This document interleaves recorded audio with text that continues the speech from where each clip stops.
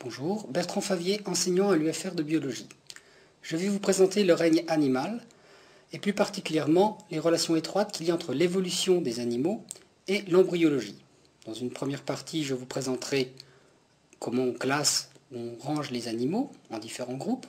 Dans une deuxième partie, je vous présenterai les différents embranchements du règne animal, avec en filigrane l'évolution de leur embryologie, ce qui nous servira de fil conducteur. Et en troisième partie, nous verrons les annexes embryonnaires des vertébrés, et plus particulièrement des mammifères, puisque c'est là que se situe l'homme qui vous intéresse le plus. Ceci est le plan du cours, en trois parties: la présentation du règne animal, les différents embranchements en fonction de l'embryologie, et les annexes embryonnaires des vertébrés. En introduction, je vais d'abord vous présenter les 6 règnes du vivant, pour montrer où se situent les animaux.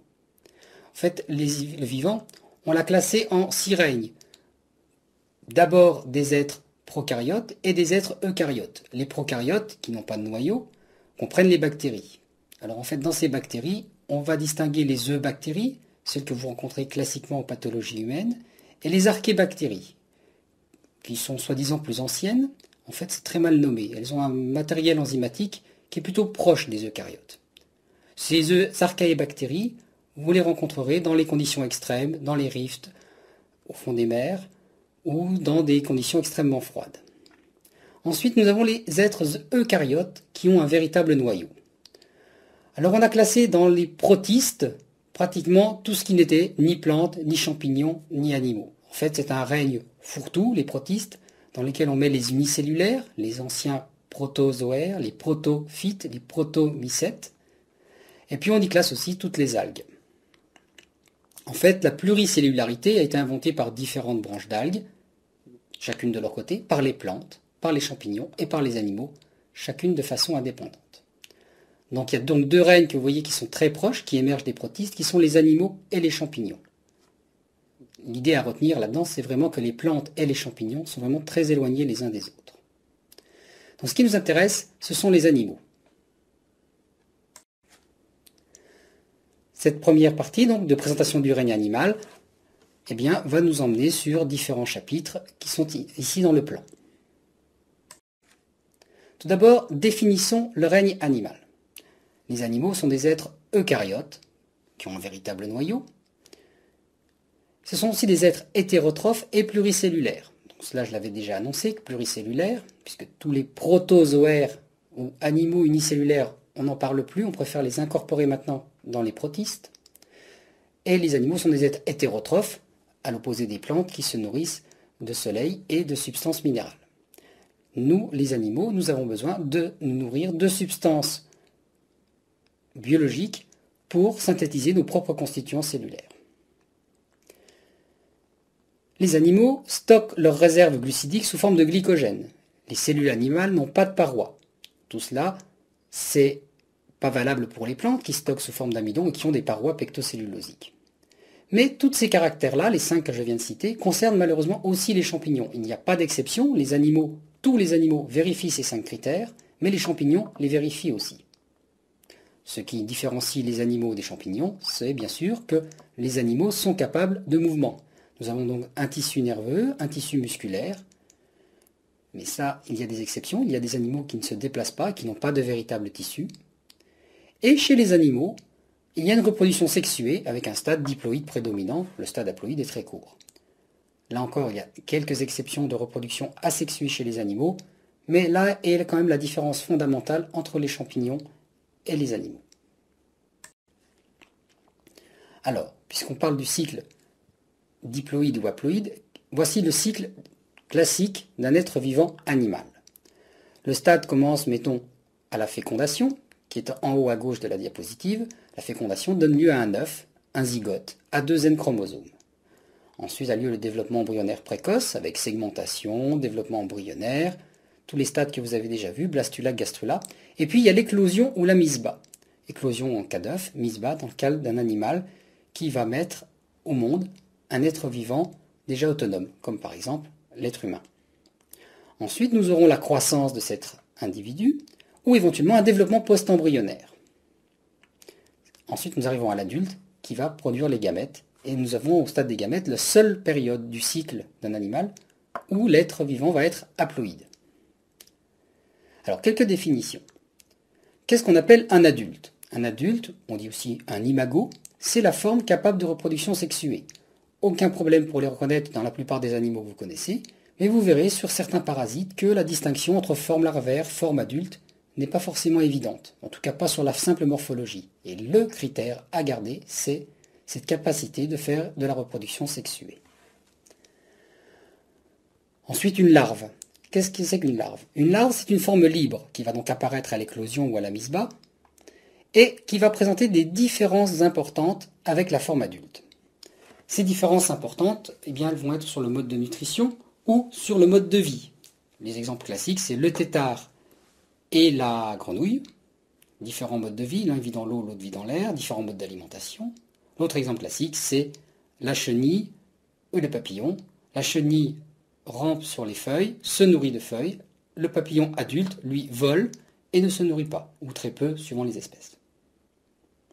Donc, c'est quand on a une larve à l'éclosion ou à la mise bas qu'on aura un développement post-embryonnaire qui donnera ensuite un adulte différent. Dans les stades plus antérieurs, en ce qui concerne l'embryologie, l'embryon, c'est l'organisme en voie de développement. Depuis l'œuf, donc au niveau du zygote, jusqu'à une forme autonome et active. Et ça, c'est valable pour tous les animaux. Chez l'homme, vous avez une définition bien particulière du fœtus qui va désigner un embryon de plus de 3 mois. 3 mois, cette limite est un petit peu arbitraire. C'est ce qui sépare ce que vous appelez classiquement l'embryogénèse de l'organogénèse. Donc, chez l'homme, le fœtus, c'est une définition propre à l'homme et ça désigne l'embryon de plus de 3 mois.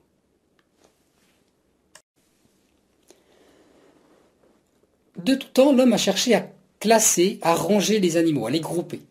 Alors, il y a différentes façons de grouper les animaux.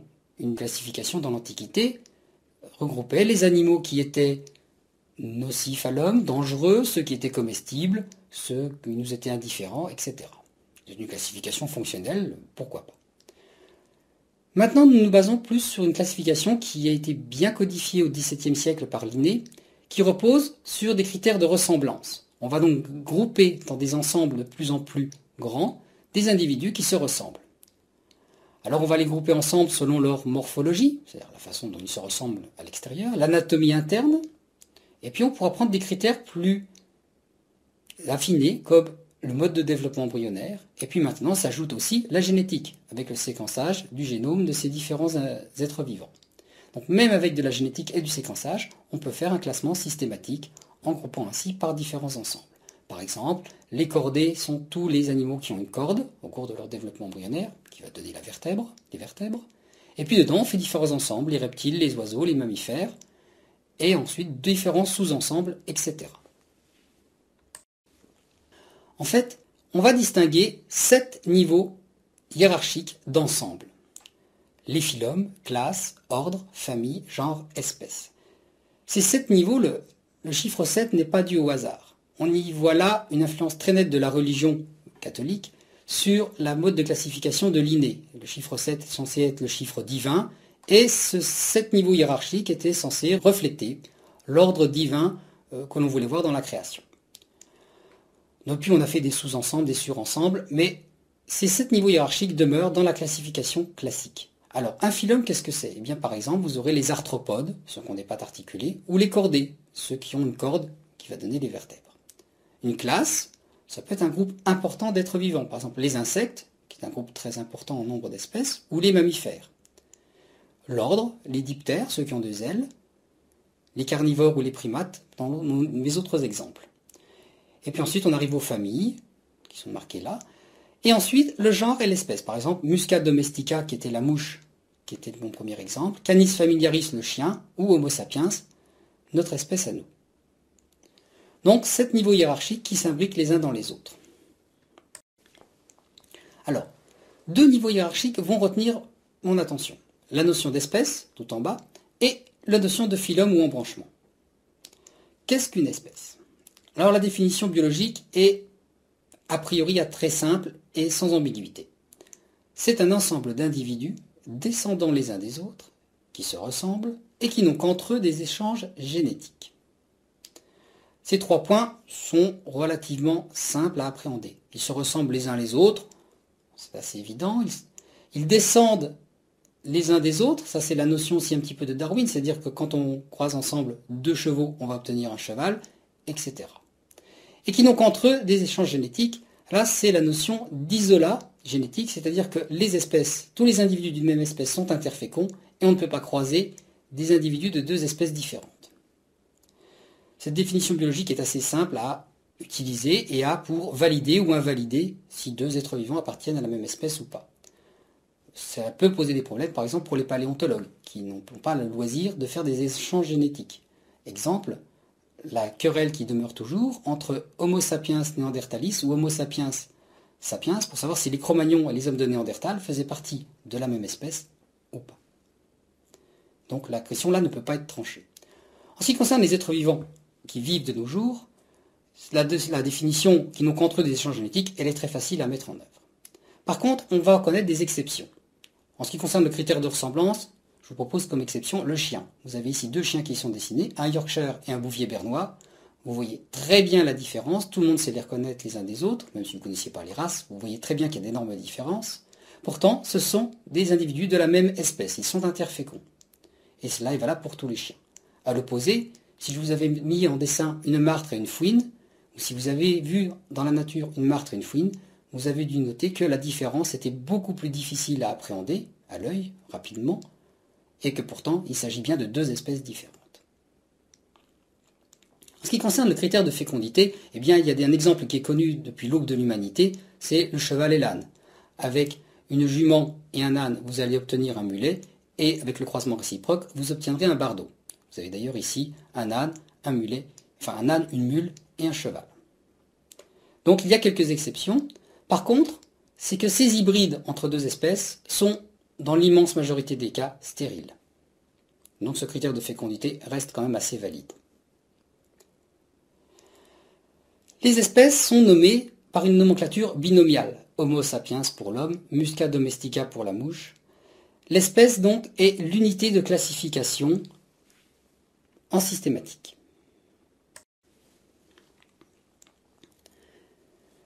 Notion de phylum ou embranchement. Là, il s'agit du niveau hiérarchique le plus élevé. Juste en dessous du règne animal, nous avons les phylums ou embranchements. Je ne ferai pas de différence dans le cadre du cours entre phylum et embranchement. Certaines classifications diront qu'un phylum comprend plusieurs embranchements, ou le contraire. Ces distinctions-là ne m'intéressent pas dans le cadre de ce cours. J'aurai l'occasion de vous expliquer plus avant pourquoi.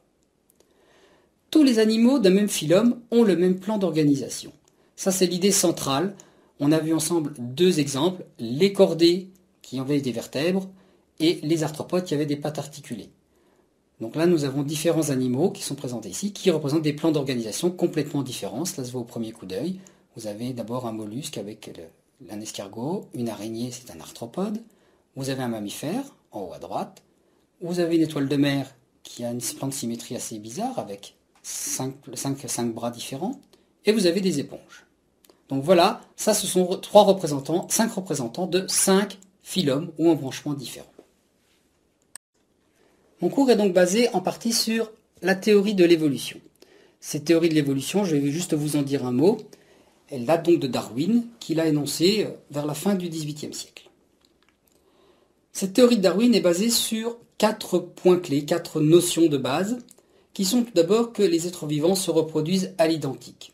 Il y a donc une notion d'hérédité, même si auparavant ce n'était pas appelé hérédité, mais le sang ou le mélange des sangs quand on croisait 2 grandes lignées. Maintenant nous parlons d'hérédité puisque nous connaissons un peu le support de l'hérédité sous la forme de l'ADN. Cette hérédité n'est pas absolue. Les êtres vivants ne se reproduisent pas absolument à l'identique. Il y a des variabilités individuelles entre frères et sœurs, entre parents et enfants, que nous connaissons tous. L'autre point, c'est qu'il y a un excès de fécondité. 2 géniteurs vont donner une nouvelle génération qui va être, dans les cas normaux, un peu plus abondante que la génération précédente. S'il y a de nouvelles niches écologiques à conquérir, cela ne pose peu de problèmes. Si l'espèce est bien établie dans une niche écologique donnée, l'excès de fécondité va donner un nombre trop grand d'individus à la génération d'après et nous allons assister à une compétition entre ces individus. compétition pour les ressources, compétition pour avoir le droit à la reproduction, compétition pour l'habitat, etc. De cette compétition, eh bien, certains se feront éliminer du droit à reproduire la génération d'après, et d'autres seront sélectionnés. Cette sélection naturelle, en théorie, devrait aboutir à l'écartement des individus les moins adaptés et garder les individus les plus adaptés. Cette sélection naturelle permet donc normalement de sélectionner parmi la variabilité individuelle d'une génération ceux qui sont les plus aptes, et qui, du fait de cette notion d'hérédité, auront une tendance à produire une nouvelle génération qui sera un tout petit peu plus apte que la génération d'avant, etc. Et l'enchaînement de cette sélection naturelle permet une évolution des espèces et leur adaptation progressive à leur milieu ou leur écosystème. Cette théorie Darwin laissait quand même quelques points difficilement compréhensibles ou difficilement explicables. En fait, depuis 150 ans à peu près que l'on travaille dessus, on a réussi à l'étayer avec de nouvelles données qui viennent de 3 domaines. Tout d'abord la paléontologie. Nous avons trouvé de nouveaux fossiles et certains passages de l'évolution qui nous paraissaient difficiles à expliquer, comme par exemple la transition entre les dinosaures et les oiseaux, eh bien nous sont maintenant plus compréhensibles parce que l'on dispose de fossiles intermédiaires. Mais l'on sait aussi que certaines transitions ont pu se faire de façon rapide, et la théorie des équilibres ponctués nous dit que quand ces transitions se font rapidement sur des effectifs très petits, eh bien nous avons très peu de chances, pour ne pas dire aucune, de trouver les fossiles de ces transitions. Donc la paléontologie vient maintenant, avec ses différentes théories et différentes trouvailles, bien étayer la théorie de Darwin. La génétique est venue aussi compléter la théorie de l'évolution de Darwin. Tout d'abord la théorie synthétique ou néo-darwinienne, qui n'a pas grand-chose de néo puisqu'elle date du début du XXe siècle, et qui était basée sur la théorie de la génétique de Mendel, mis à l'échelle des populations, ce qu'on appelait la génétique des populations, et quand on fait la synthèse entre la génétique des populations et la théorie de Darwin, nous avons cette théorie synthétique, qui discute de la fréquence de différents allèles dans une population, et quand est-ce que la sélection pourra faire évoluer, remplacer un allèle par un autre. Puis est arrivée la théorie neutraliste, basée sur l'étude des protéines, l'étude des ADN, et cette théorie neutraliste a montré que la sélection n'était pas forcément toujours dirigée, et que beaucoup d'évolutions se faisaient par des mutations de type neutre, et que la sélection pouvait arriver beaucoup plus tard, et que les espèces pouvaient simplement évoluer de façon très neutre, en accumulant des mutations neutres dans leur génome. Enfin, l'analyse de séquences, avec les moyens modernes de génétique, nous permettent de faire des comparaisons de séquences entre différentes espèces, différents individus, et d'affiner la phylogénie que l'on peut avoir entre différents groupes. En ce qui concerne l'embryologie, très tôt, elle a été reliée à la théorie de l'évolution. Déjà, Haeckel, avec sa théorie de la récapitulation de la phylogénèse au cours de l'ontogénèse, a essayé d'appuyer le bien fondé de la théorie de Darwin en montrant que des formes embryologiques se ressemblaient entre les différents êtres vivants. Je reviendrai un petit peu là-dessus parce que ces propos étaient un petit peu trop outrés. Par contre, on sait de plus en plus maintenant, et là ça fera dès que vous ferez des études de biologie du développement, que de nombreux mécanismes embryologiques sont conservés entre différentes espèces, voire entre différents phylums. Et donc, c'est pour introduire un peu les rapports entre l'embryologie et l'évolution que je vais vous faire ce cours. Alors, dans le cadre de la théorie de l'évolution, il y a 2 notions importantes, c'est l'homologie et l'analogie. Théoriquement, l'homologie, c'est 2 structures qui sont héritées d'un ancêtre commun. Mais quand on ne connaît pas l'ancêtre commun, ou quand on ne sait pas si justement 2 individus sont apparentés ou pas, en fait l'homologie, c'est une question. On va faire une hypothèse d'homologie, disant 2 choses se ressemblent, ou ont des connexions identiques, et ensuite on va se poser, est-ce que c'est bien hérité d'un ancêtre commun? L'exemple que vous avez devant vous, c'est cet os qui est coloré en orange sur un membre antérieur de chauve-souris, d'opossum ou de dauphin. On a envie de dire, ah, il est toujours relié aux mêmes os, on dirait que c'est le même si on l'appelait radius. Alors ça c'est une hypothèse d'homologie, on va dire, tous ces os colorés en orange sont les radius de ces différentes espèces. Et ensuite nous allons voir si ces ressemblances sont bien héritées d'un ancêtre commun, qui par les jeux de l'évolution ont donné les 3 membres fort différents que vous avez devant vous. Donc des ressemblances héritées d'un ancêtre commun constituent des homologies avérées. On dit aussi des synapomorphies. Apomorphie pour caractère nouveau, propre par exemple à tous ces tétrapodes, et syn pour partager, un caractère nouveau et partagé par tous les tétrapodes. Parce que par exemple les poissons n'ont pas cet os qui s'appelle le radius. Donc l'homologie, c'est d'abord une hypothèse. Il faut qu'on démontre que cette structure ancestrale, ce radius, existe chez, par exemple, tous les tétrapodes. Et on va définir le taxon dont on parle. Le taxon, c'est le groupe d'êtres vivants. Donc les tétrapodes, je vous en reparlerai un petit peu plus tard, mais c'est opposé aux poissons. Donc dès qu'il y a eu des tétrapodes, on voit un radius, on va donc dire que ça, cette hypothèse-là, elle est valable. À l'opposé, on va parler d'analogie ou d'homoplasie, de ressemblance par convergence. L'exemple classique d'analogie et d'homoplasie, c'est de regarder la forme du dauphin, d'un poisson, d'une baleine, et de voir que, ou d'un manchot, et de voir que toutes ces formes-là sont très hydrodynamiques. En fait, ce n'est pas hérité d'un ancêtre commun, puisqu'il y a différentes espèces qui sont à l'origine de celle-ci. C'est simplement une ressemblance par convergence, parce que c'est une forme très bien hydrodynamique, qui est bien adaptée pour nager dans l'eau. Donc là, il s'agit d'analogie. On dit aussi homoplasie. Alors, on va prendre quelques exemples pour montrer que cette notion n'est pas si simple que l'on veut bien croire. Si je vous parle de l'aile de l'oiseau et du bras de l'homme, ce sont deux membres antérieurs de tétrapodes, et ils sont homologues. On peut trouver un ancêtre commun au niveau des tétrapodes qui a donné d'une part une aile chez les oiseaux et d'autre part le bras de l'homme. De la même façon, le radius de l'homme et le radius du dauphin, dont je vous avais déjà parlé. Par contre, si je vous parle de l'aile de l'oiseau et de l'aile de la chauve-souris, sans vous préciser de quel taxon, de quel groupe, si je dis aile, je sous-entends cette structure qui est capable de permettre à l'animal de voler. L'oiseau peut voler, la chauve-souris peut voler, chacun grâce à leurs ailes. Est-ce que ces ailes sont homologues? Eh bien non, pas du tout. Parce qu'on trouvera un ancêtre commun à l'oiseau et à la chauve-souris qui n'a pas d'aile. L'aile a été inventée séparément par l'oiseau, les oiseaux et la chauve-souris, et il s'agit donc là, cette forme d'aile, d'une analogie ou d'une homoplasie. Alors que j'aurais très bien pu dire, comme précédemment, parler de l'aile de l'oiseau, de l'aile de la chauve-souris, du bras de l'homme, et puis de plein d'autres membres antérieurs de tous les tétrapodes, et dire c'est une structure homologue qui vient d'un ancêtre de tétrapode. Mais là j'aurais parlé du membre, de la façon de construire ce membre, pas du caractère vol. Et le caractère vol, sans préciser le taxon, si je me concentre donc juste sur oiseau et chauve-souris, eh bien c'est une simple analogie parce que je trouve des ancêtres communs qui ne sont pas adaptés au vol. De la même façon, si on regarde l'œil des insectes et l'œil de l'homme, les deux permettent de voir, certes, mais les deux structures sont complètement différentes et il n'y a pas d'ancêtre commun avec un œil complet qui aurait donné d'une part l'œil des insectes et d'autre part l'œil de l'homme. Donc là aussi, il s'agit d'une analogie.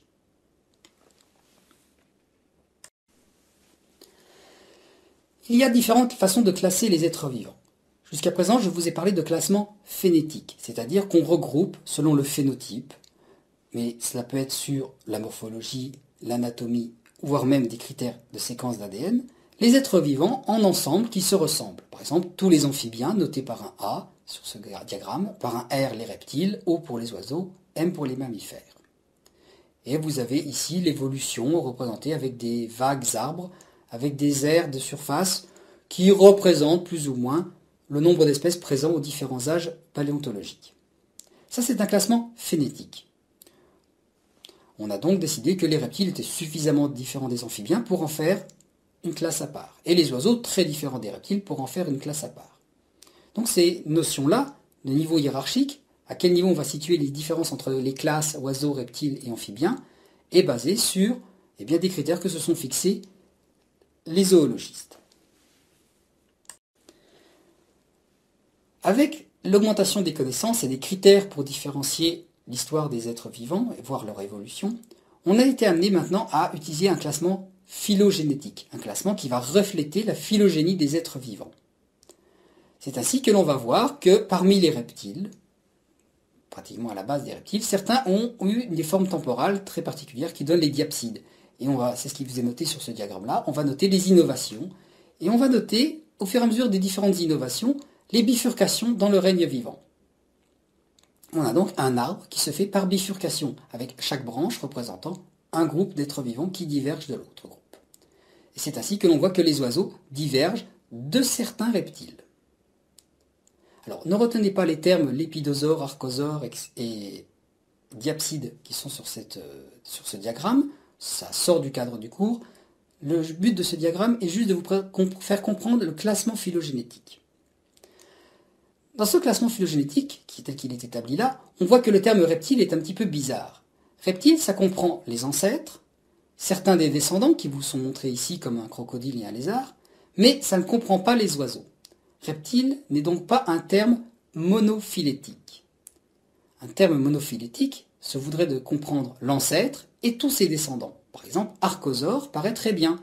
On a l'ancêtre commun aux crocodiles et aux oiseaux, et on prend crocodile et oiseaux ensemble. Oiseau irait très bien, on prend le premier oiseau et puis tous les oiseaux actuels. Par contre, reptile, ce n'est pas un groupe monophylétique. Et dans des classements phylogénétiques, maintenant, on va bannir tous les termes qui ne sont pas monophylétiques. On dit paraphylétique, comme reptile. Ces termes-là ne sont plus utilisés. On utilisera donc uniquement des termes monophylétiques, lépidosaure, archosaure, oiseau. Ça demande un effort quand on découvre la zoologie. Par contre, cela permet d'être plus précis dans son vocabulaire. Cela permet aussi d'avoir une idée bien plus précise des différentes bifurcations qui ont eu lieu au cours de l'évolution.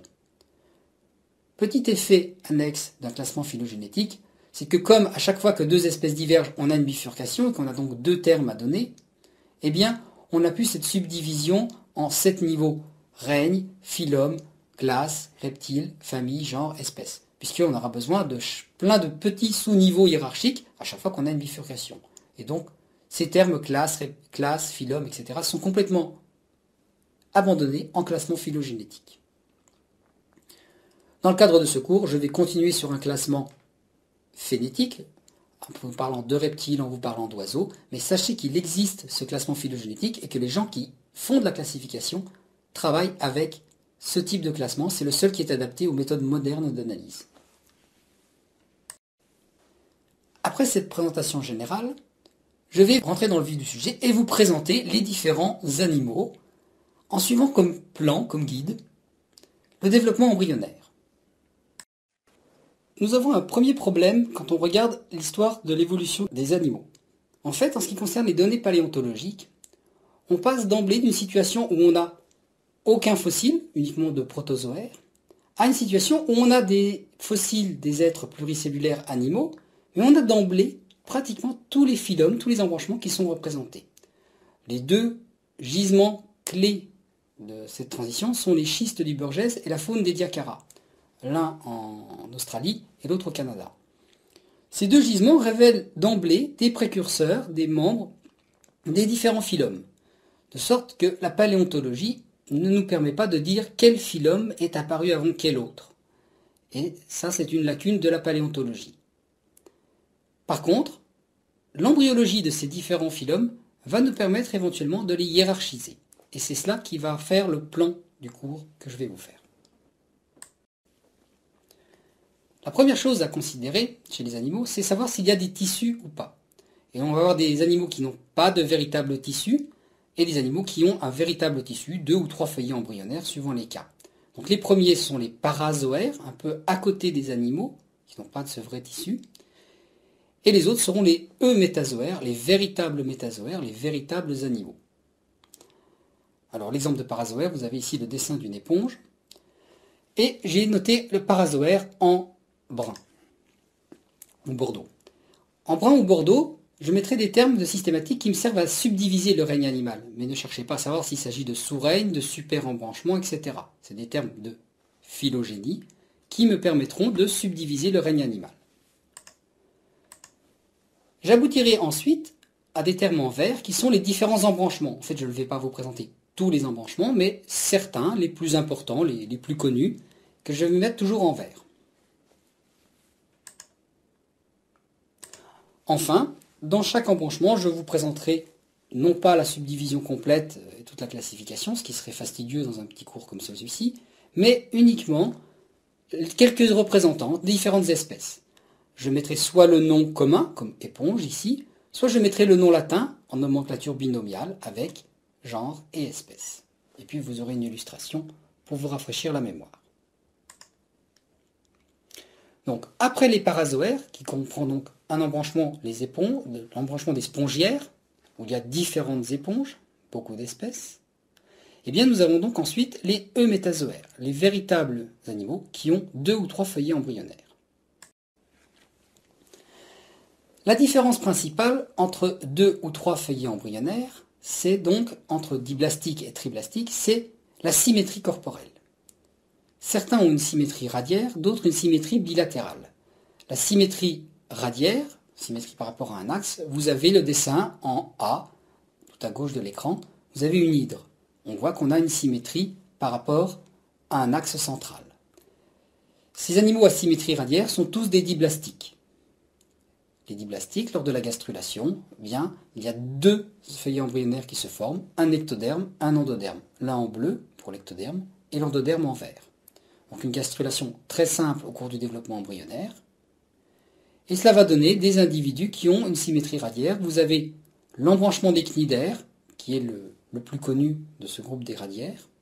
L'embranchement des cnidaires comprend des animaux que vous avez déjà dû rencontrer comme les méduses. Il y a beaucoup d'espèces de méduses, j'en ai juste représenté une seule ici. Ou les hydres, ou éventuellement les coraux. Voilà donc pour les cnidaires. A l'opposé, on a donc tous les autres animaux qui ont une symétrie bilatérale, comme vous, avec une symétrie droite-gauche, ou ce homard qui est dessiné là, avec sa symétrie droite-gauche. Ces animaux à symétrie bilatérale, on les appelle les artiozoaires, artio de la racine grecque pour symétrie bilatérale, pour double en fait. Et tous ces artiozoaires sont des triblastiques avec 3 feuillets embryonnaires. Là, les choses vont se compliquer un petit peu et bifurquer. On va avoir parmi les artiozoaires triblastiques 2 groupes qui vont être complètement différents. Ces 2 groupes sont les prostomiens, d'une part, et les deutérostomiens, d'autre part. Beaucoup de critères permettent de les différencier. Le premier, celui qui est au milieu, c'est le blastopore. Chez les prostomiens, c'est la bouche qui se forme en premier. Prostomien, la bouche se forme en premier. Le blastopore se situe du côté de la future bouche. C'est ce qui vous est illustré là. Vous voyez l'archentéron qui se forme, l'ancêtre du tube digestif de l'embryon, avec un orifice, le blastopore, lors de la gastrulation. Et secondairement, va s'ouvrir une deuxième ouverture qui sera l'anus. Avoir une deuxième ouverture, c'est quelque chose d'innovant. Les êtres vivants précédents, les diblastiques, n'avaient qu'un seul orifice à leur tube digestif. À partir des triblastiques, nous avons 2 orifices. Et un deuxième orifice s'ouvre à l'opposé du blastopore. Chez les deutérostomiens, la bouche se forme en deuxième. C'est-à-dire que le blastopore, c'est le futur anus. Et la bouche est un deuxième orifice du tube digestif qui s'ouvre à l'autre extrémité de l'archentéron. L'homme, par exemple, est un deutérostomien. Alors, vous avez peut-être déjà vu dans le cours correspondant que la bouche de l'homme s'ouvre sur le tube digestif avant que la membrane cloacale ne disparaisse. Ça, c'est de la séquence temporelle, propre à l'espèce humaine. La bouche s'ouvre un petit peu avant de l'anus. Mais en ce qui concerne l'emplacement de la bouche et l'emplacement de l'anus, il reste toujours vrai dans l'espèce humaine que l'anus est du côté du blastopore. Donc l'emplacement de l'anus a été fixé en premier et l'emplacement de la bouche, à l'opposé, s'est fixé en deuxième. L'homme est donc un deutérostomien. Donc ça, prostomien, deutérostomien, c'est donc le devenir du blastopore. C'est la première différence entre les 2 groupes. Deuxième différence, la segmentation. Chez les prostomiens, la segmentation se fait de façon spirale et de type déterminé. Nous verrons plus tard ce qu'on appelle déterminé. Mais elle se fait de façon spirale. Vous le voyez, il y a 2 clivages qui donnent 4 blastomères. Puis quand arrive le 3e clivage qui va vous donner 8 cellules, eh bien on s'aperçoit que certains blastomères ne sont pas superposés aux autres. C'est en spirale. C'est illustré sur le dessin. A l'opposé, les deutérostomiens ont une symétrie, une segmentation radiaire. Quand on en est au stade 8 cellules, on a les 4 blastomères petits, là, les 4 blastomères animaux, qui sont superposés aux 4 blastomères de type végétatif qui sont en dessous. Mais si tous les blastomères ont la même taille, on en reste quand même avec cette segmentation de type radiaire et une mûre bien coupée en 8. Troisième différence entre prostomien et deutérostomien, c'est la formation du célome. Chez les prostomiens, le célome, qui sépare les 2 feuillets du mésoderme, se forme par schizocélie. Quand il y a un célome chez les prostomiens, il se forme par schizocélie. On verra effectivement que certains prostomiens n'ont pas de célome. Mais quand il se forme, c'est par schizocélie, c'est-à-dire que c'est une fente au milieu du mésoderme qui va faire en sorte qu'on sépare 2 lames de mésoderme, et l'une deviendra la splanchnopleure et l'autre la somatopleure. À l'opposé, on dit que chez les deutérostomiens, le cellome se forme par entérocélie, c'est-à-dire que le cellome est primitivement un diverticule de l'arc-entéron. Alors ce terme d'entérocélie, il est toujours mis dans les livres, je l'ai remis dans le cadre de ce cours, mais vous verrez dans deux exemples, celui de l'homme que vous connaissez, celui des amphibiens que je vous présenterai dans un cours ultérieur, que cette notion d'entérocélie est très difficile à adapter à la réalité des faits. Par contre, pour ce qui est de la schizocélie, ce mode de formation, lui-là, est parfaitement avéré chez tous les prostomiens que l'on a pu étudier.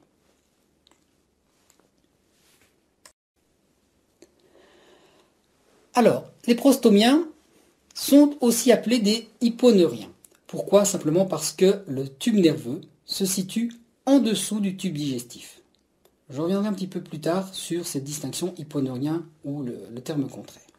Donc chez les hyponeuriens, les prostomiens hyponeuriens, on a parfois un cellome et parfois il n'y en a pas. On va donc distinguer trois groupes, les acélomates, les pseudocélomates et les célomates. Acélomates, le mésoderme ne se creuse pas d'une cavité célomique. Et ce sera l'exemple des vers plats. Il n'y a donc qu'un massif plein de cellules qui va séparer l'endoderme de l'ectoderme. Chez les autres êtres vivants, pseudocélomates et célomates, il y aura une cavité qui permettra que les mouvements du corps, muscles et ectoderme, soient indépendants du péristaltisme et des mouvements du tube digestif. Chez les pseudocélomates, cette cavité, elle est entre le mésoderme et le tube digestif. Chez les vrais célomates, c'est une cavité qui est au milieu du mésoderme. On a donc deux feuillets de mésoderme, la splanchnopleure et la somatopleure. Et on a donc un véritable cellome. Alors comme exemple, vous avez les vers plats, les vers ronds et les vers annelés. Ça va être l'objet des diapositives suivantes.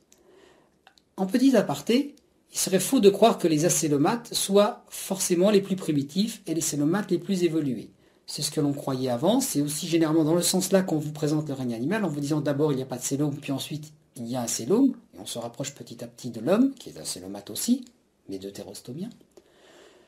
En fait, les données paléontologiques ne nous donnent pas grand-chose, et les données génétiques semblent nous dire que les acélomates seraient plutôt des anciens célomates qui auraient secondairement perdu leur cellome suite à une adaptation à des modes de vie plus simples, par exemple des modes de vie parasitaires.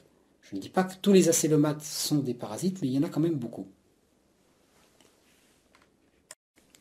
Alors, l'ocellome des prostomiens, nous avons donc acélomates, pseudocélomates et célomates. D'abord, je vais vous présenter les acélomates, avec tout d'abord donc les vers plats. Les vers plats, eh bien, c'est l'embranchement des platelmintes.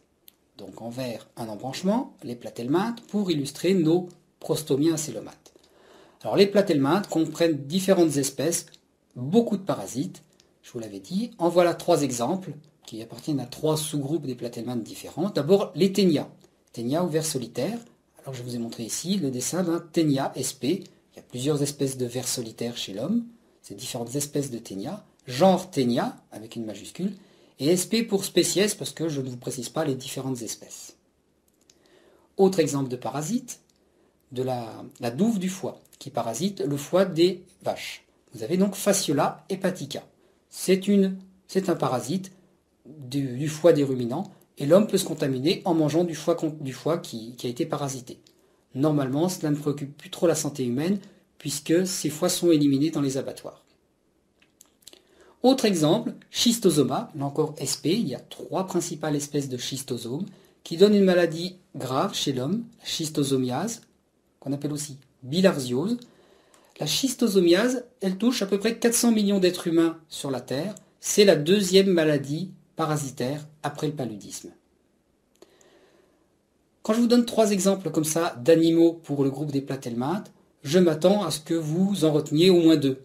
Ce qui fait que si je vous pose une question, je vous parlerai de ténia et de fasciola, et si vous vous rappelez l'un des deux, eh bien vous saurez dans quel groupe il fait et vous pourrez répondre aux questions. Je n'essaierai pas de vous prendre en traite en vous présentant un animal d'un embranchement et un animal d'un autre embranchement. Ce que je veux, c'est que vous ayez une idée assez précise, mais pas complètement exhaustive, de quels animaux font partie de quels embranchements et de leur niveau d'organisation. Deuxième groupe de prostomiens, les pseudocélomates. L'exemple classique, ce sont les vers ronds ou nématelmintes. Dans les nématelmintes, des espèces parasites et des espèces qui ne le sont pas. Dans les espèces parasites, beaucoup de parasites classiques de l'espèce humaine, les ankylostomes, les oxyures. Là, je donne des noms génériques parce que les noms latins sont beaucoup trop compliqués à retenir et dans le langage courant de tous les jours, on parle d'ankylostome ou d'oxyure. Vous avez là l'ankylostome adulte dessiné. L'oxyure, vous avez l'œuf. Pourquoi? Parce que c'est sous cette forme-là qu'on le diagnostique chez l'homme. On fait un examen des selles et on sait si l'enfant est contaminé par des oxyures ou pas, en voyant s'il y a eu des pontes d'œufs dans les selles. Ce sont des parasites du tube digestif. Donc, ankylostome et oxyure, vous les rencontrerez principalement chez les enfants. Les adultes ont plus facile pour s'en débarrasser. La trichine, c'est un parasite d'animaux. Et vous voyez ici une larve de type 3, qui est enquistée dans des muscles. Et l'homme se contamine, bien sûr, en mangeant ces muscles. Donc c'est classiquement des viandes de cheval ou de porc qui peuvent être infestées par des trichines. Là encore, des contrôles sanitaires permettent d'éviter que l'homme, normalement, soit contaminé. Enfin, Caenorhabditis elegans, ce n'est pas un parasite, c'est un petit ver rond qui vit dans le sol, qu'on peut élever en laboratoire dans de la gélose nutritive et qui sert de modèle en embryologie. J'en dirai 2-3 mots dans le cadre du cours suivant. Enfin, nous attaquons le grand groupe des célomates, qui est extrêmement important du point de vue du nombre d'espèces vivantes. Dans les célomates, je dois vous présenter 3 embranchements différents. Chez les prostomiens célomates, on aura donc les annélides, ou vers annelés. Ils sont assez classiques, vous connaissez le lombric, ou ver de terre. Il y a aussi la sangsue, qui est un autre exemple de ver annelé. Ensuite, il y a les mollusques. Les mollusques occupent une place à part parce que leur système nerveux peut être soit complètement atrophié, dans le cas des moules, soit extrêmement développé, dans le cas des calmars, pieuvres, seiches, etc. Ces céphalopodes, c'est le nom de tout le groupe du calmar, de la pieuvre et de la seiche, ont un système nerveux très développé, ils sont même capables d'un certain apprentissage, comme par exemple ouvrir un bocal. Donc ça se fait en laboratoire, mais on s'est aperçu que les mollusques étaient très évolués. Ils ont aussi des yeux qui sont très proches des nôtres. Autre groupe de mollusques, les escargots. Donc c'est quand même un groupe qui, à part cet intérêt évolutif, a un intérêt culinaire pour l'homme, puisque nous nous nourrissons de beaucoup de membres de cet embranchement des mollusques. L'embranchement des arthropodes est très important, voire plus, c'est l'embranchement où il y a le plus grand nombre d'espèces animales sur la Terre. On pense que la moitié ou plus de la moitié des espèces vivantes sur la Terre, animales, sont des arthropodes. Il y a sans doute plus de 1 million ou de 2 millions d'espèces d'insectes. Et pour l'instant, répertorié, je crois qu'on doit en être à 1,5 million ou 1,8 million espèces animales sur la Terre. On est à 1 million d'espèces d'insectes, tout peu s'en faut, et il y en a encore beaucoup à découvrir. Donc les arthropodes, c'est l'immense succès de l'évolution, c'est là où la diversité a atteint ses sommets. Alors chez les arthropodes, il y a le groupe des insectes, exemple la mouche, la Musca domestica dont je vous ai déjà parlé. Vous avez le groupe des araignées, je vous ai représenté un exemplaire ici avec l'épère, et le groupe des arthropodes, le homard, et puis différents fruits de mer qui font aussi partie de ce groupe des crustacés. Donc mouche, épère, homard, voilà des exemples d'arthropodes, et retenez que c'est cet embranchement-là qui contient plus de la moitié des espèces animales vivantes sur Terre. Alors jusqu'à présent, je vous ai parlé donc de ces prostomiens, qu'on appelle aussi les hyponeuriens. Je vais parler maintenant de l'autre groupe, qui sont les deutérostomiens.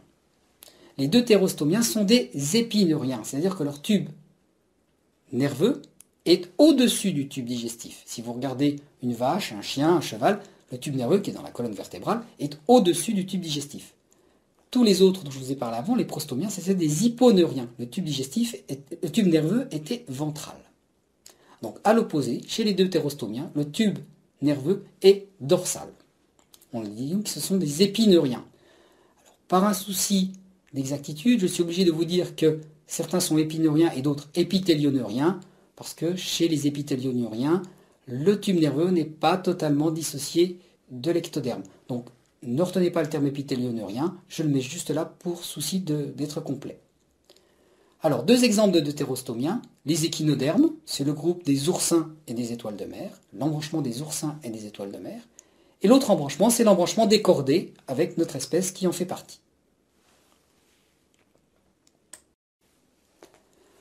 Voici, pour un peu terminer ce chapitre, un exemple d'arbre phylogénétique. Il est pris dans un livre, vous pourrez aller dans d'autres livres trouver d'autres arbres, et vous les trouverez sans doute à chaque fois tous différents. Pourquoi? Eh bien parce que ce que je vous ai raconté, c'est une histoire qui est basée sur l'embryologie. On est parti des parazoaires et des vrais métazoaires, des œufs métazoaires, sur l'absence ou la réalité de tissus. Et ensuite, j'ai fait des distinctions sur le type de symétrie, avec deux tissus diblastiques ou trois tissus triblastiques. Puis ensuite, on a parlé des acélomates, pseudocélomates et des vrais célomates, avec une distinction prostomien deutérostomien. Suivant les livres, vous trouverez qu'on sépare d'abord prostomien et deutérostomien, ou qu'on sépare d'abord acélomates, pseudocélomates et vrais célomates. Cela change suivant les livres. Les deux histoires, parce qu'il s'agit d'histoires à ce niveau-là, sont plus ou moins valides pour les raconter. La réalité des faits, nous ne l'aurons pas avec la paléontologie, nous l'aurons avec le séquençage et les études de phylogénie à partir de l'ADN. Et ces études-là sont en cours, donc il est fort probable que l'arbre réel du vivant, ou ce que l'on pourra en trouver comme trace dans l'évolution du génome, eh bien, sera peut-être un petit peu différent. Quoi qu'il en soit, ce que vous devez retenir, c'est la signification de ces différents termes, symétrie radiaire, diblastique, triblastique, acélomate, etc.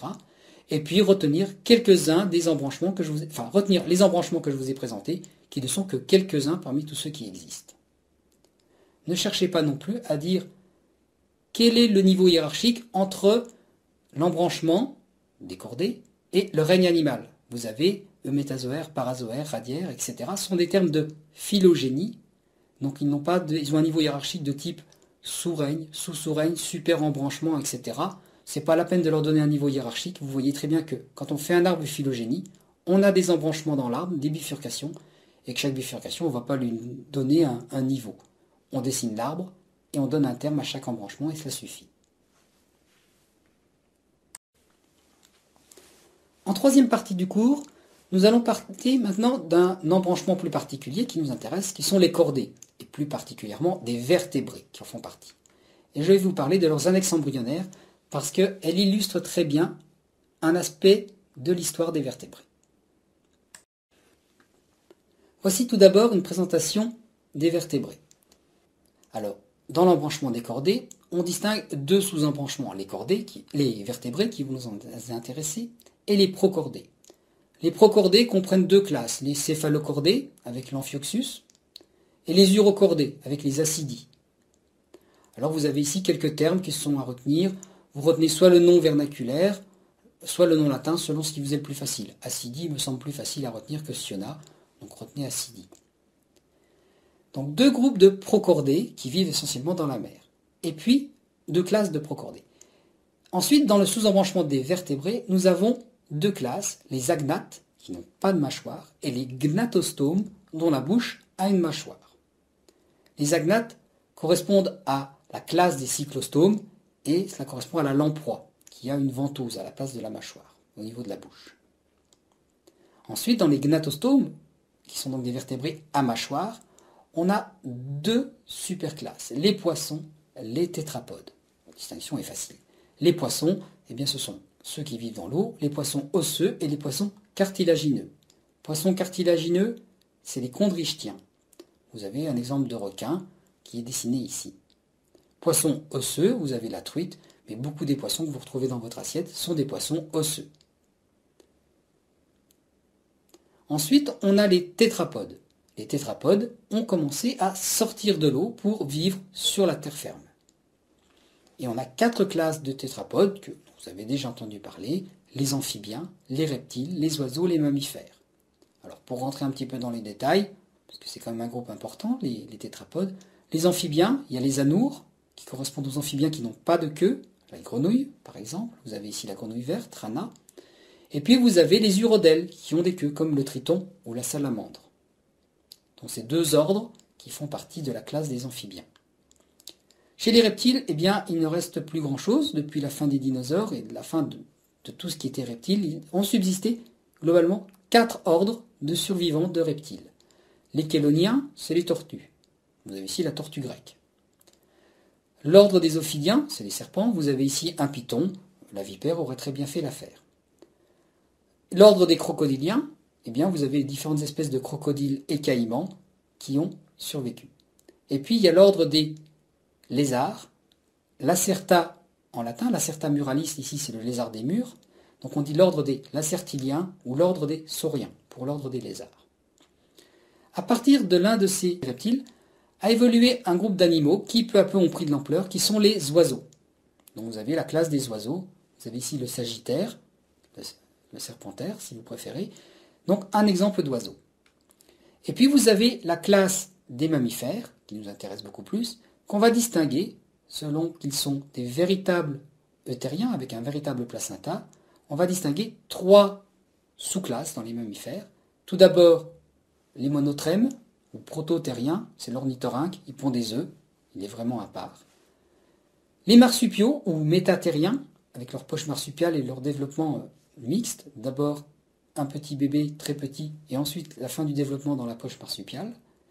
Et puis les euthériens, avec le véritable placenta, et la naissance de petits qui sont déjà autonomes. Donc les euthériens, les mammifères placentaires. Vous avez ici un rat.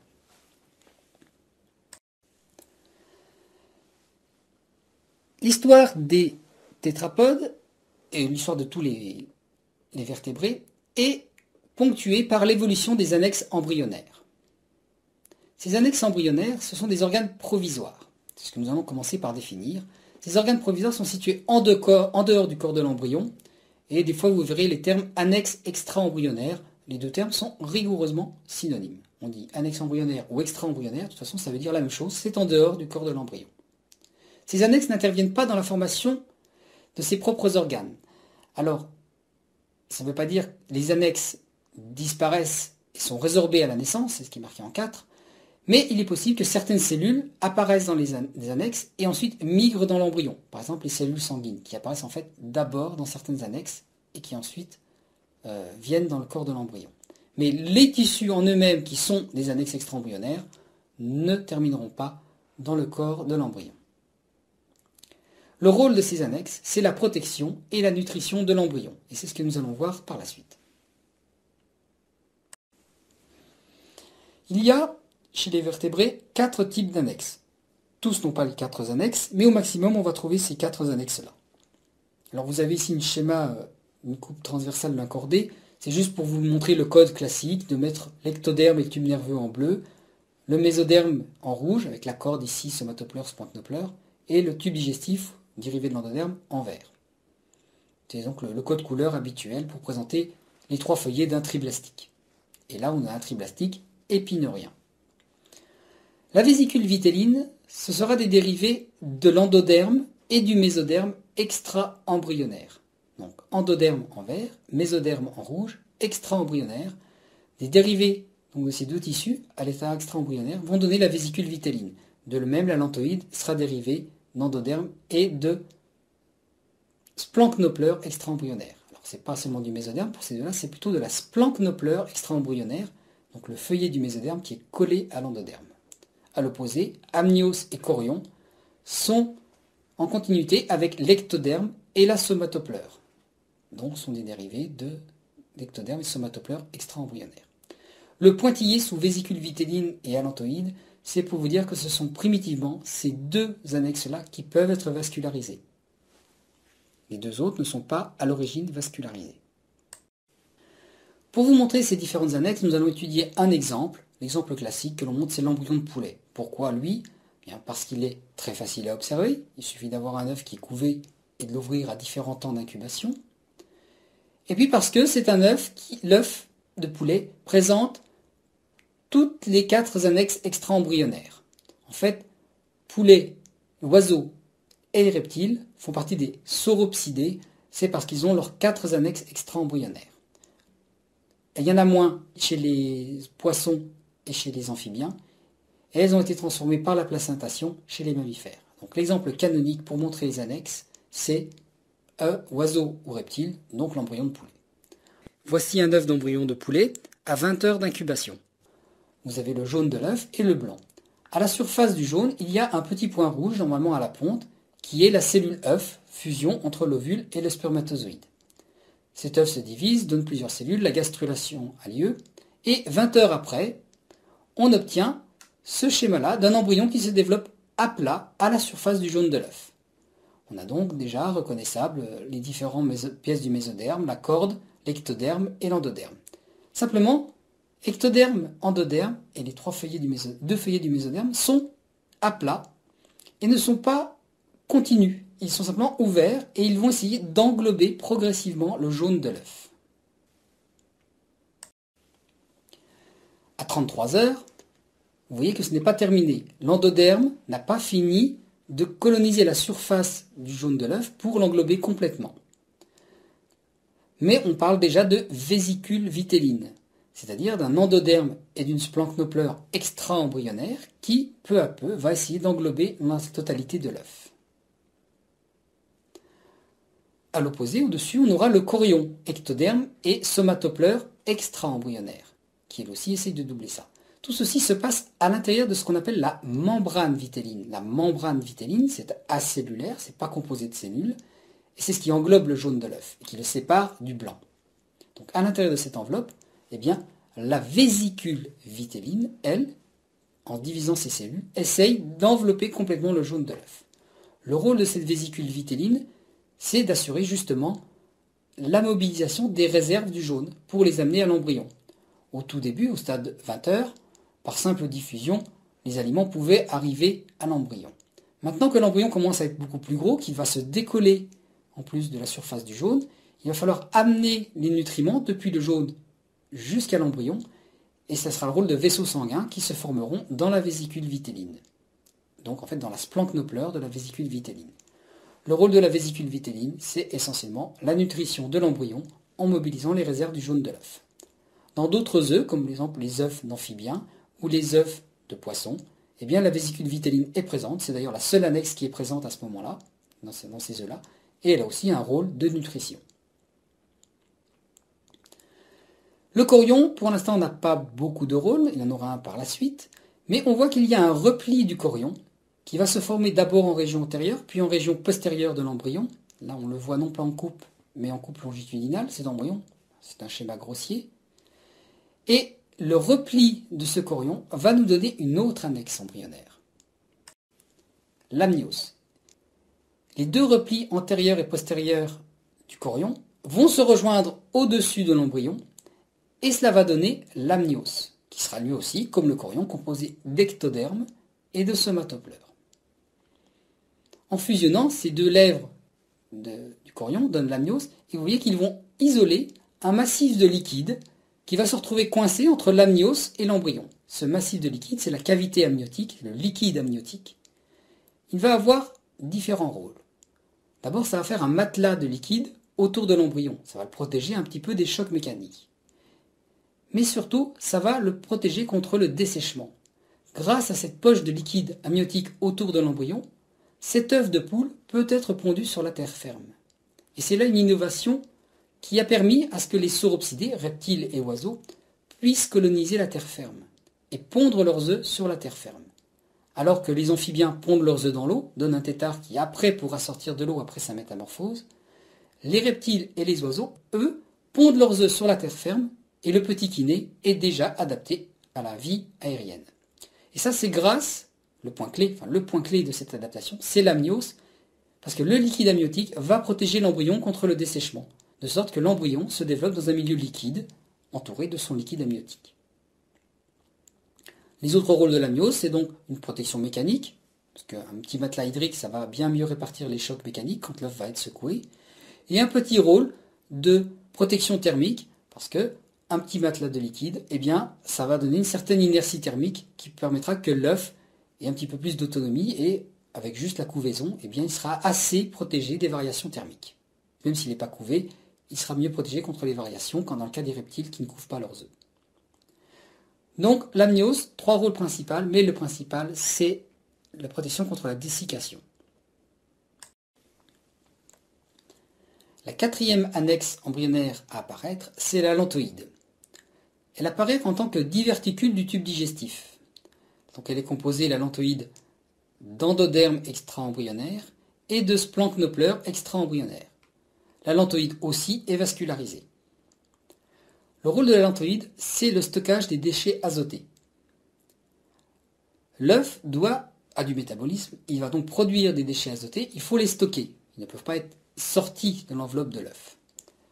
Ces déchets azotés vont être stockés non pas sous forme d'ammoniac, ce qui serait complètement toxique, ni sous forme d'urée, c'est soluble et ça peut suffire pour un poisson dont les œufs sont pondus dans l'eau. L'urée va diffuser dans le milieu extérieur et s'éliminera de l'œuf. Ici, dans un œuf qui est pondu sur la terre ferme, l'urée pourrait être très vite toxique pour l'œuf, pour l'embryon. Donc cette urée va se cristalliser sous forme de cristaux d'urate, qui ne sont pas osmotiquement actifs.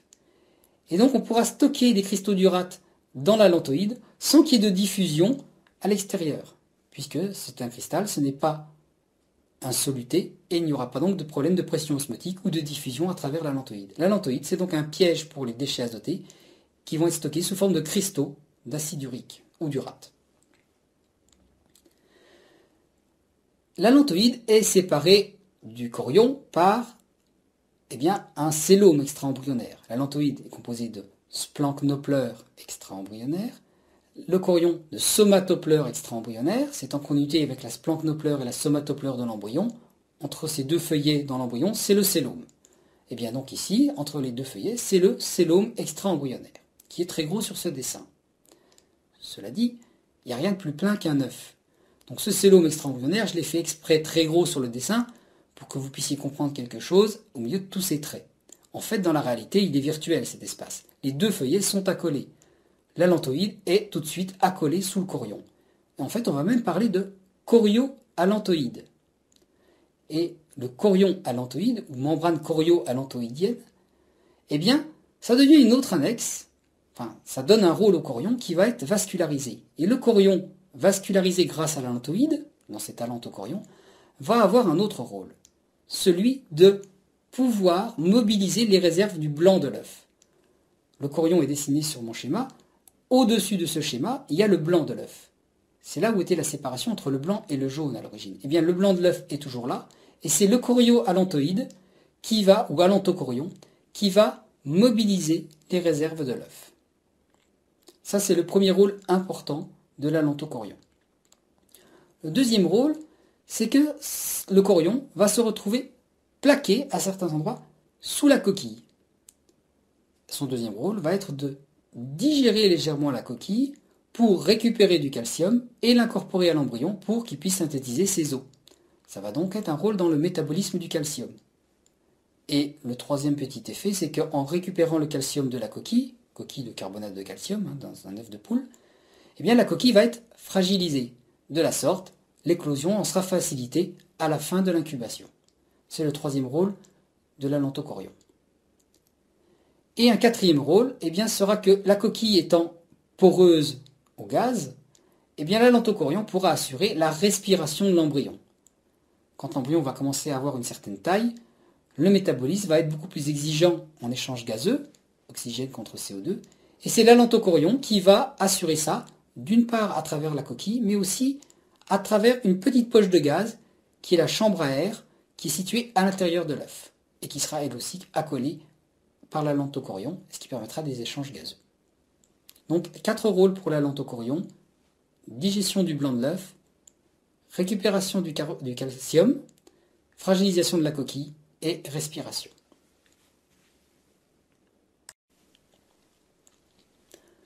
Enfin, nous attaquons maintenant ce qui concerne le développement en les annexes embryonnaires des mammifères.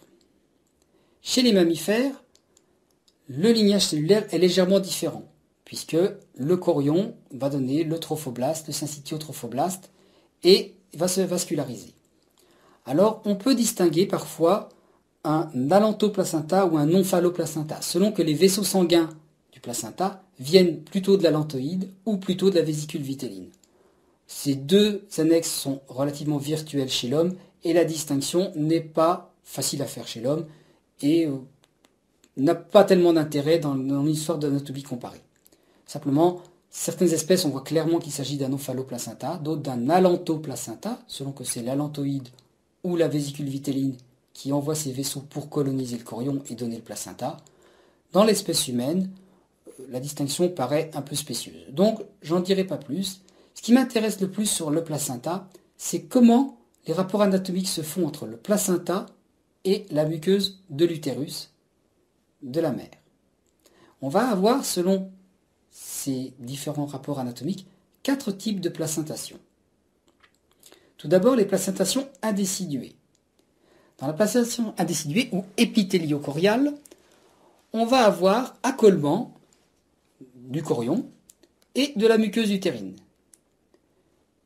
Et vous avez la nutrition de l'embryon qui se fera par du lait utérin, c'est-à-dire qu'il y a des petites lacunes entre les deux épithéliums, l'épithélium utérin et l'épithélium placentaire, EU ou EP sur le schéma. Entre les deux, il y a une petite lacune. Elle peut se combler de lait utérin, liquide nutritif, sécrété par la mère et qui sera utilisé par l'embryon. Ces placentations épithélio-choriales, du point de vue du sac du chorion, sont diffuses, c'est-à-dire que le placenta est diffus sur toute la surface du chorion. Ce placenta diffus se rencontre chez le porc, le cheval, les cétacés, les éléphants. Il peut aussi être disposé seulement dans des cotylédons, de la taille d'un petit point sur une vache par exemple. Ces placentas cotylédonaires, les cotylédons, sont présents chez les ruminants, vaches ou chèvres, moutons. Alors on disait parfois que ce placenta n'était pas épithélio-chorial mais conjonctivo ou syndesmo-chorial. Peu importe, j'avais le terme là pour être complet, mais je les ai tous groupés sous le terme épithélio-chorial. L'étape suivante, ce sont des placentas dits endothéliocoriales, c'est-à-dire qu'il va y avoir abrasion de la muqueuse utérine, de sorte que l'endothélium des vaisseaux de la mère sera au contact du chorion de l'embryon. Donc un placenta endothéliocorial, ce qui vous est illustré donc dans le schéma du milieu. Ces placentas endothéliochoriaux, au point de vue anatomique, sont présents sous la forme d'un anneau tout autour du sac chorial. On dit que ce sont des placentas zonaires. Et on les rencontre chez les carnivores, l'ordre des carnivores qui correspond aux chiens, aux chats, à l'ours. Donc placenta zonaire pour les carnivores. Vous remarquerez que à ce moment-là, la séparation entre le sang maternel et le sang de l'embryon est beaucoup plus fine, puisqu'il n'y a pas deux épithéliums qui vont le séparer, mais seulement un seul épithélium, et puis il y a l'endothélium, bien sûr, des vaisseaux de la mère. Donc des substances pourront passer plus facilement d'une circulation à une autre. Enfin, vous avez le placenta hémochorial, où là l'abrasion par le trophoblaste va être beaucoup plus forte, de sorte que même l'épithélium de la muqueuse utérine est érodé, et vous avez des lacs sanguins maternels, LSM, des lacs sanguins maternels, qui vont baigner les villosités choriales. Donc le chorion va être en contact directement avec le sang maternel. Il s'agit là d'un placenta qui généralement est présent sous la forme d'un disque à la surface du chorion. On a un placenta discoïde qu'on rencontre chez les primates, donc l'homme ou les singes, chez les rongeurs, rats-souris, les chiroptères, c'est-à-dire les chauves-souris, et les insectivores.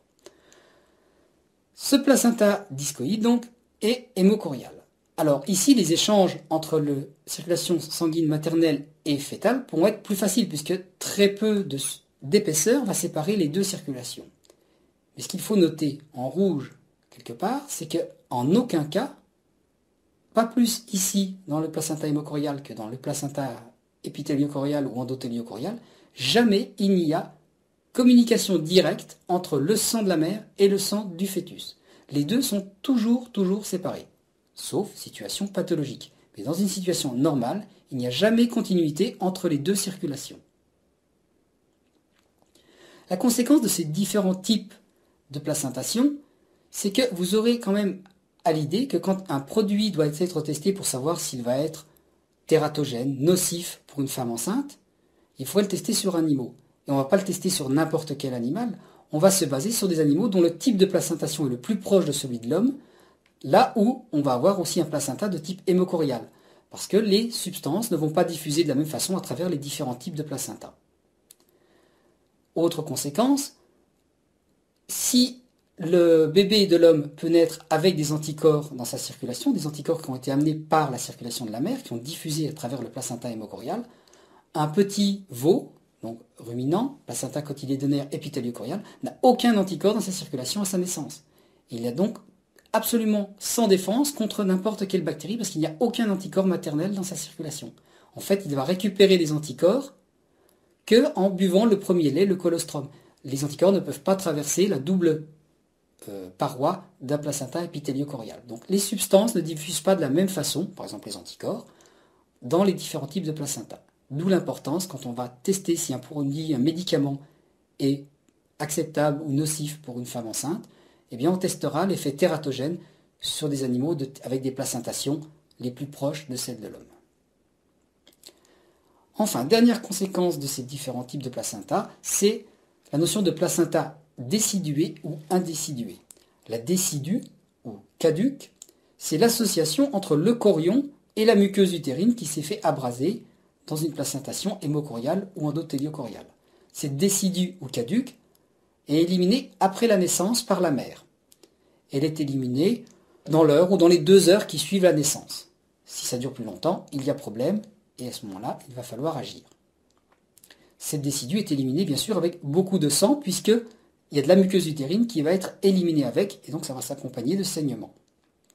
A l'opposé, les espèces qui ont un placenta épithélio-chorial sont dites indéciduées. Il n'y a pas de décidue ou de caduc puisque les rapports anatomiques entre le chorion et la muqueuse utérine sont beaucoup moins intimes, de sorte que le placenta se fera éliminer sans muqueuse utérine. Il y a quand même un petit peu de saignement, mais il y en a beaucoup moins. Cela doit se produire là dans les 24 heures qui suivent la mise bas, le délai est un peu plus long, et là encore, si cela ne se produit pas, il faudra intervenir pour éliminer manuellement le placenta. Donc 2 types de suite à l'accouchement, selon qu'on a une espèce déciduée ou indéciduée. Avec cette présentation des différents types de placentation des mammifères, se termine ce cours qui avait donc pour but de vous présenter le règne animal, l'embryologie et plus particulièrement les annexes des mammifères. Merci de votre attention.